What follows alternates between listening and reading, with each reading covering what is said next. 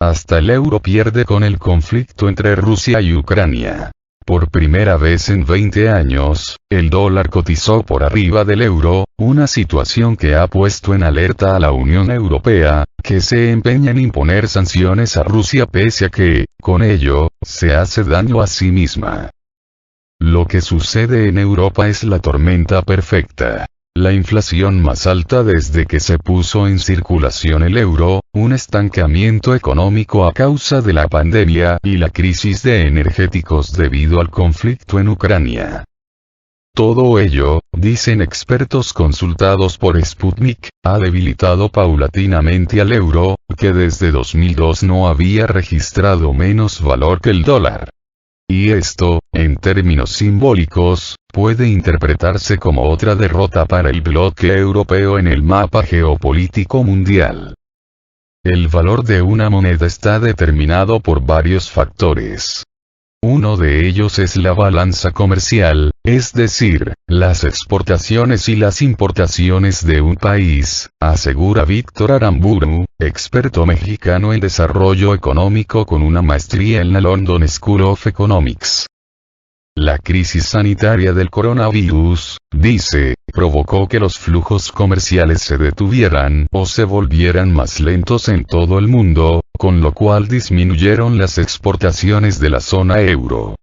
La consecuencia directa fue que el euro se depreciara poco a poco. Una situación que se agravó sustancialmente con el conflicto en Ucrania, afirma. En estos momentos, lo que más determina el valor del euro es la balanza comercial de la Unión Europea, sobre todo lo que tiene que ver con las importaciones de gas, fertilizantes y algunos granos desde Rusia y Ucrania. Todos estos insumos se han encarecido y se siguen encareciendo debido a la escasez y a las sanciones a Rusia, explica el también académico del Tecnológico de Monterrey. La crisis de los energéticos es un factor decisivo en el comportamiento del tipo de cambio de las divisas internacionales. Las sanciones económicas a Moscú han provocado una alza generalizada en los precios del crudo y sus derivados. Por ello, la mayoría de los países de la Unión Europea, UE, han tenido que desembolsar más euros para comprar gas y energéticos en otros mercados a precios más altos. Esto es lo que le está pegando al euro, lo vemos en el tipo de cambio frente al dólar, apunta Aramburu. La depreciación del euro tiene mucho que ver con los riesgos de una posible recesión y con las presiones inflacionarias. Justo esta semana, la Comisión Europea rebajó sus estimaciones de crecimiento para el PIB a 2,7% y elevó sus estimaciones de inflación para fin de año a 6,1%. El miedo a una recesión y la incertidumbre por la escasez energética está provocando que el mercado se esté refugiando en dólares, comenta Iracema Andrés Dagnini, economista de la Universidad Autónoma de Metropolitana, UAM, y colaborador en la Bolsa Mexicana de Valores, BMV. Analistas de distintas casas de bolsa del mundo, como Monex y Standard & Poor's, han advertido desde hace meses sobre la pérdida de valor del euro frente al dólar debido a la crisis en Europa del Este. En abril pasado, a solo un mes de que estallara el conflicto ucraniano, analistas de Oanda aseguraron que la suspensión de las entregas de gas ruso a suelo europeo estaba destrozando los nervios del mercado. El miedo a que la crisis escale es una realidad entre los inversionistas a nivel global. Los precios al consumidor han subido en prácticamente todos los países miembros de la Unión Europea. Desde que comenzó la pandemia, la inflación del bloque ha ido al alza.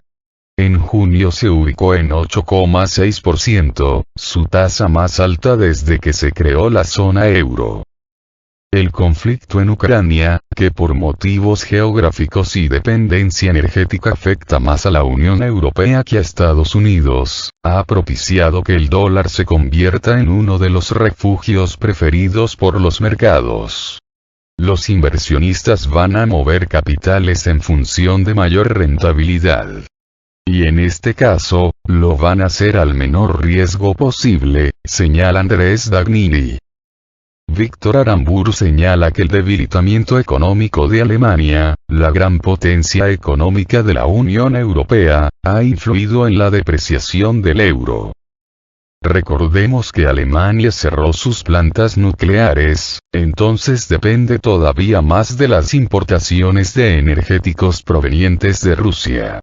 Y si tomamos en cuenta que la alemana es la economía de la Unión Europea que más exporta, nos podemos explicar por qué el euro ha perdido valor frente a otras divisas, no solo frente al dólar, explica el economista de la London School of Economics. En mayo, Alemania registró una tasa de inflación interanual de 7,9%, la mayor en casi medio siglo.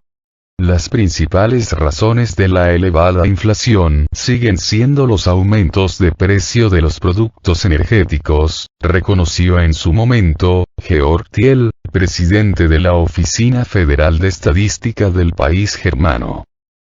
Sin embargo, en los últimos días, el gobierno alemán anunció que había logrado contener la presión inflacionaria, al bajarla de 7,9% a 7,6%, gracias a que las autoridades impusieron menores impuestos a los combustibles y se bajaron los precios del transporte público. Pero ni siquiera esta estrategia alemana evitará que el Banco Central Europeo suba sus tasas de interés por primera vez en más de 10 años, según Bloomberg, lo cual quiere decir que, quizá, la tormenta apenas comience.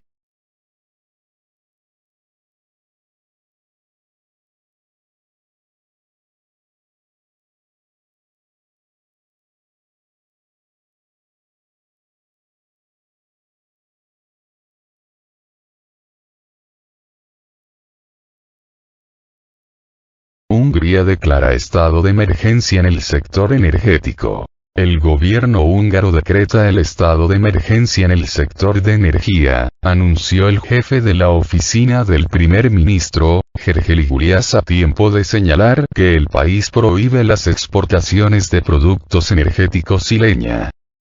Para proteger a las familias húngaras y el abastecimiento eléctrico, el gobierno húngaro, como muchos otros países, declara el estado de emergencia en el sector energético, dijo en una rueda de prensa, transmitida por la cadena M1. Gulyás agregó que es muy probable que Europa no tenga gas suficiente para la temporada de otoño e invierno boreal.